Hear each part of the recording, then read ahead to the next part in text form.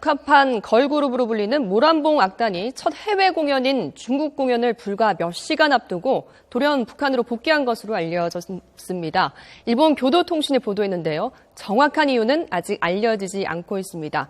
양무진 북한대학원 대학교 교수와 함께 자세한 얘기 나눠보도록 하겠습니다. 교수님 나와 계시죠? 네, 안녕하십니까. 네, 모란봉 악단이 공연 시작 몇 시간 앞두고 북한으로 돌아갔다고 합니다. 굉장히 이례적인 일로 보이는데요. 어떤 이유라고 보십니까? 한 세 가지 정도 추정해 볼 수 있습니다. 첫 번째로는 김정은 제1위원장의 존엄 훼손과 관련되는 것이 아니겠느냐. 다시 말해서 중국의 일부 언론과 SNS 거기에서 헨성울과 김정은 제1위원장과 연인 관계라든지 이런 보도, 물론 또 우리의 보도도 연관되겠지요. 두 번째로는 공연 내용을 둘러싸고 북중 간의 조율 실패의 가능성도 있습니다. 네. 다시 말해서 북한 입장에서는 체제 선전적인 측면에서 공연하겠다 그러고 중국은 좀 더 체제 선전을 탈피하는 그런 요구 가능성이 있고, 네. 마지막 세 번째로는 공연 대상과 관련해 가지고 북중 간의 조율 실패 가능성이 있습니다. 다시 말해서 북한의 입장에서는 당정군의 그런 엘리트층의 중심으로 대상인데, 아마 또 이 중국 입장에서는 일반인 정도도 가능하지 않겠냐, 이런 서로 입장 차이 때문에 아마 네. 이런 세 가지 이유 중에서 하나 정도가 공연 모란봉 악당의 조기 귀국의 요인이 아니겠느냐, 그렇게 분석해 볼 수 있습니다. 네, 그러니까 현송월 관련해서 보도 내용이 마음에 안 들었을 수도 있다. 그리고 공연 내용 관련해서 사전 조율에 실패했을 가능성, 또 공연 관람 대상에 관해서 이 조율에 실패했을 가능성이 세 가지 정도를 짚어주셨는데요. 사실 이번 모란봉 악단의 중국 공연이 큰 관심을 끌었던 이유가 북중 관계 회복의 신호탄이라는 점 때문이었습니다.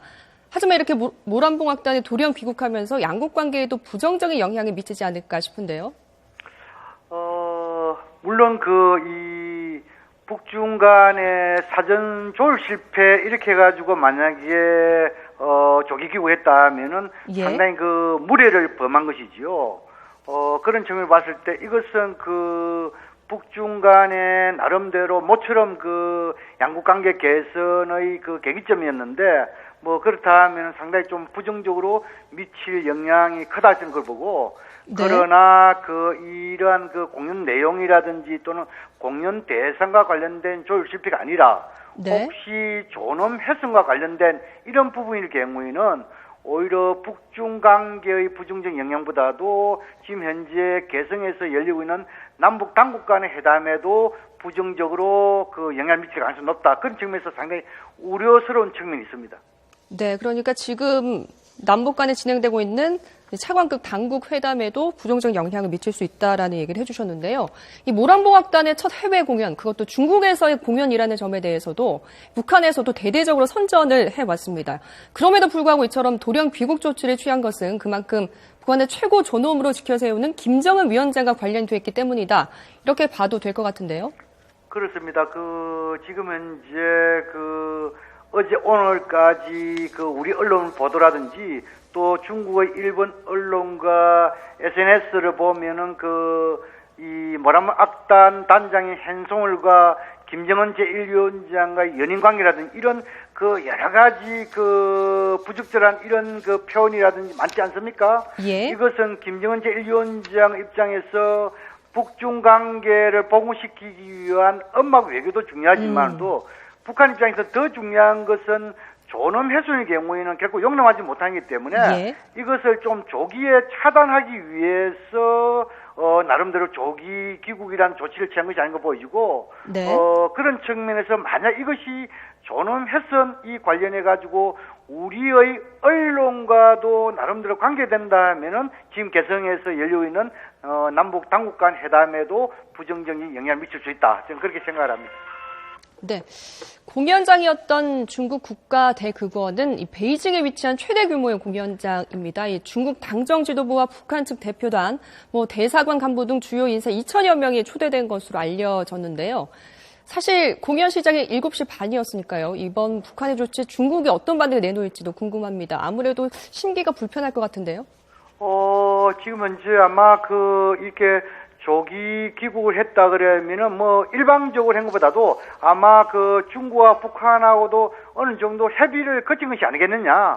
예. 그런 측면이기 때문에 아마 그러나 이러한 것은 우리가 보통 이런 자유주의 국가에서는 상당분 있을 수 없는 일이거든요. 예. 그러나 중국 입장에서도 역시 북한의 체제와 존엄과 관련된 이런 부분에 대해서는 아마 중국도 북한 입장을 수용할 수밖에 없는 그런 것이 아니겠냐. 그리고 보고 특히 이번에 만약에 귀국하는 왕래편이 지금 현재 이 악단들이 북한에서 출발해가 중국 갈 때는 열차로 갔잖아요. 예. 그런데 만약 이것이 비행기로 만약한 것은 이것은 갑작스럽게 한 조치다.